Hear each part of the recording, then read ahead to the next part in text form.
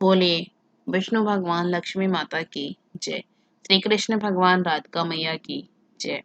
आइए कार्तिक मास महात्म्य अध्याय 4 का गुणगान करते हैं। अगर आपको अच्छा लगे तो लाइक शेयर सब्सक्राइब जरूर कीजिएगा। नारद जी बोले, ऐसा कहकर भगवान विष्णु ने मछली का रूप धारण किया। विंध्याचल पर्वत पर तप कर रहे महर्षि कश्यप की अंजलि के जल में जा पहुंचे। महर्षि कश्यप ने दया करके उसे अपने कमंडल में रख लिया। जब उसने बड़ा रूप धारण किया तो उन्होंने उसे कुएं में डाल दिया। जब कुएं में भी न समा सकी तो उन्होंने उसे तालाब में फेंक दिया, और जब वह तालाब में भी न आ सकी तो उन्होंने उसे समुद्र में डाल दिया। वह वहां पर भी बढ़ने लगी। फिर उस मत्स्य रूपी नारायण ने उस शंकासुर को मार डाला।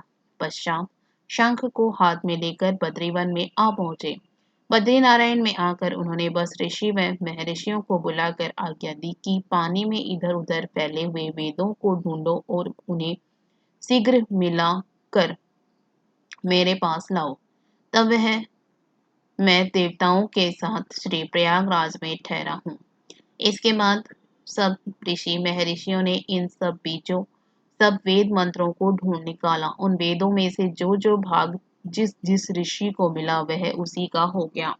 उस भाग में उसी दिन से वह ही ऋषि कहलाए। सब वेदों को लेकर ऋषि महर्षि प्रयागराज में आए और उन्होंने वे सब भगवान विष्णु व ब्रह्मा जी वेदों को पाकर बड़े प्रसन्न हुए। उन्होंने देवताओं और ऋषियों के साथ अश्वमेध यज्ञ किया। यज्ञ के अंत में देवता गंधर्व यक्ष नाम भगवान विष्णु को दंडवत करके प्रार्थना करने लगे। देवताओं ने कहा, हे देव, हे जगन्नाथ, हे प्रभु, हमारी प्रार्थना सुनिए। हम लोगों के हर्ष का समय है, इसलिए आप हमें वरदान दीजिए।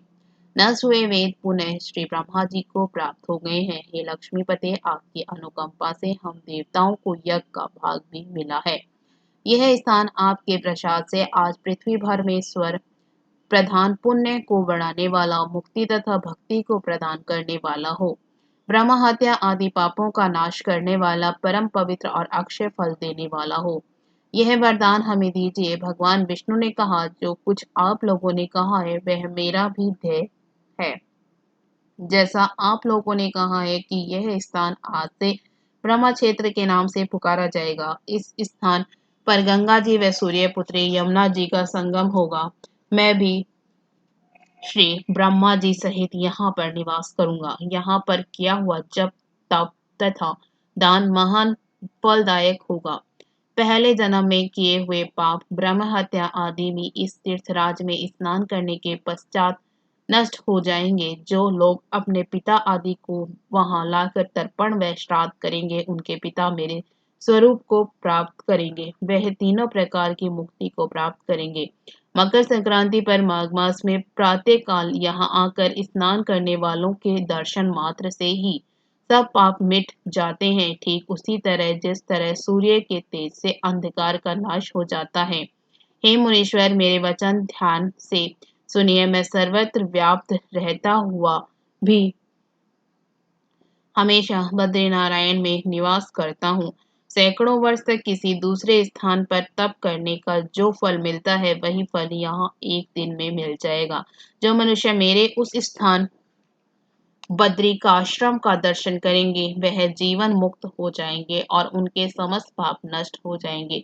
सूत जी बोले, ऐसा कहकर भगवान विष्णु अंतर्ध्यान हो गए और देवतागण भी अपने अंशों को वहीं छोड़कर चले गए। जो मनुष्य कथा को श्रद्धा पूर्वक सुनते हैं वे श्री प्रयागराज व बद्रिका आश्रम जाने व स्नान करने के समान फल प्राप्त करते हैं। इसके साथ ही चौथा अध्याय समाप्त हुआ।